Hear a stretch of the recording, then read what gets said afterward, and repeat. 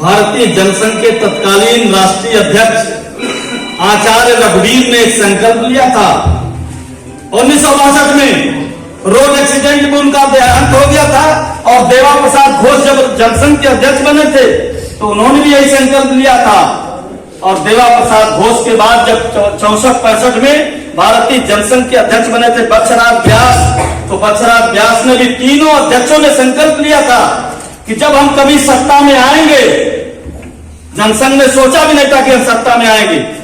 तीनों अध्यक्षों ने कहा जब हम कभी सत्ता में आएंगे तो भारत को परमाणु शक्ति संपन्न राष्ट्र बनाएंगे। और भारतीय जनसंघ और भारतीय जनता पार्टी 80 के बाद हर अधिवेशन में संकल्प लेती थी। लेकिन अटल बिहारी वाजपेयी जी के नेतृत्व में जब सरकार बनी, 24 दलों की सरकार थी। अमेरिका बार बार घुड़की दे रहा था, हम प्रतिबंध लगा देंगे,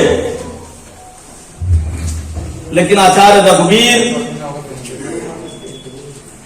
देवा प्रसाद घोष और बक्सराज व्यास जी जो हमारे तीनों जनसंघ के राष्ट्रीय अध्यक्ष थे, जिन्होंने संकल्प लिया था, उस संकल्प को 11 मई 1998 को परमाणु परीक्षण करके अटल बिहारी वाजपेयी जी ने भारत को परमाणु शक्ति संपन्न राष्ट्र बनाने का संकल्प किया। और 11 मई को जब पूरा किया तो अमेरिका ने कहा भारत पर प्रतिबंध लगा देंगे। अटल जी ने एक दिन और इंतजार किया, 12 तारीख को, और 13 तारीख को फिर दूसरा परमाणु पोखरण परीक्षण किया था। सारे दुनिया के विरोधों को दरकिनार करते हुए जनसंघ के उस संकल्प को पूरा करने का काम किया था। 77 बार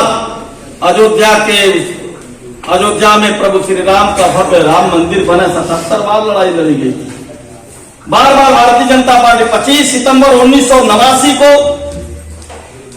भगवान सोमनाथ से अयोध्या की रथ यात्रा निकालने वाले लाल कृष्ण आडवाणी जी ने जब पूरे देश में नारा दिया था कि बच्चा बच्चा राम का, जन्मभूमि के काम का, रामलला हम आएंगे, मंदिर वहीं बनाएंगे, तो सारे विपक्षी दल के लोग कहते थे केवल नारा दे रहे हैं, ये बनाएंगे नहीं, ये तिथि नहीं बताएंगे। लेकिन देखिए तिथि भी सौभाग्य से तय हो गई है। इसी जनवरी 2024 में 22 से 24 तारीख को अयोध्या के अंदर प्रभु श्री राम के भव्य मंदिर का उद्घाटन भी माननीय प्रधानमंत्री मोदी जी का तो संकल्प पूरा हो रहा है। कभी अंग्रेज इस देश में आचार्य शिवम प्रकाश सक्सेना जी की यह धरती क्रांतिकारियों की है। कभी इस देश में क्रांतिकारियों को, भगत सिंह, चंद्रशेखर आजाद, भुट्टो दत्त जैसे हजारों क्रांतिकारियों को अगर मुंह से वंदे मातरम निकल जाता था, अगर भारत माता की जय निकल जाती तो अंग्रेज कूड़े बरसाते थे। 13 वर्ष के चंद्रशेखर आजाद जब काशी की सड़कों पर निकले थे और भारत माता की जय वंदे मातरम खाते हुए निकले थे, तो लोग अपने घरों की खिड़कियां बंद कर लिए। जैसे भारत माता की जय बोलते थे वैसे अंग्रेज कूड़े बरसाते थे, और जैसे वंदे मातरम बोलते थे वैसे 2 बेत मारते थे। शरीर पर लहूलुहान हो जाता था, लेकिन मुख से वंदे मातरम और भारत माता की जय बंद नहीं होती थी। वो गोरे अंग्रेज अगर कोई देश भारत का व्यक्ति कोई लाल साफा बनाकर गांव में चला जाता था, वो घर बंद के दरवाजे बंद कर लेते थे। कोई वंदे मातरम भारत माता की जय कहता था तो कूड़े बरसाते थे। लेकिन आज तस्वीर बदली है कि नहीं बदली है? उसी लंदन की धरती पर जब हमारे देश के प्रधानमंत्री नरेंद्र मोदी गए थे तो वही गोरे अंग्रेज भारत माता की जय और वंदे मातरम का नारा लगाने के लिए विवश हुए। तो तस्वीर बदली है पूरे दुनिया के अंदर।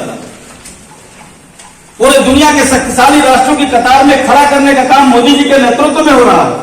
और इसलिए 2024 का चुनाव हम सबके लिए बहुत महत्वपूर्ण है। 17 अप्रैल 1999 को अटल जी जैसा व्यक्ति जिन्होंने एक शानदार सरकार चलाई थी,